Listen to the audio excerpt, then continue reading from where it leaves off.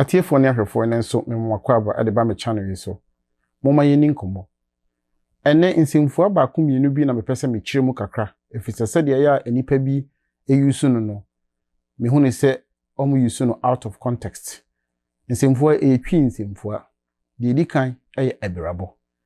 Se ye kase asem bi ni asem bi bo abira, it means opposite in meaning, name enye similar in meaning.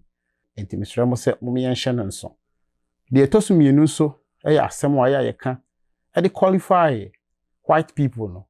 Twi kasem no ye ni imroni, name ye abrofo anase obroni. So wo pese wo refer to one person a oye fita wo be kase obroni. Wo pese wo refer to nipa dodo nso a ono mo nso nyina eye white dia wo be kase abrofo. Eno nso mesra mo se mo yen hye nso na twi kasa no yen ka ne ye efise yen so ye kasa no. De etoso miensa eye ebebi a yebu ne ye kase asem no kra yen to sabi. Mpempi no nipa bi e ka asem wo ye no kra enso no mato sabi.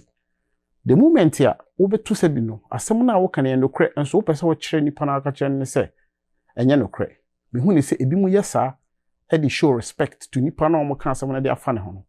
Na so mesrawo se sa asem na wo kan ye no kra pa de a sabi to bia enim enu ti ne mpanifo bu be se asem no kra ho yi yen to sabi. Na enenso medam wase se munya abre na mo hwe me video yi mesre mo se mo ba like mo ba share na mo subscribe to this channel so that be yin e bebom agro channel.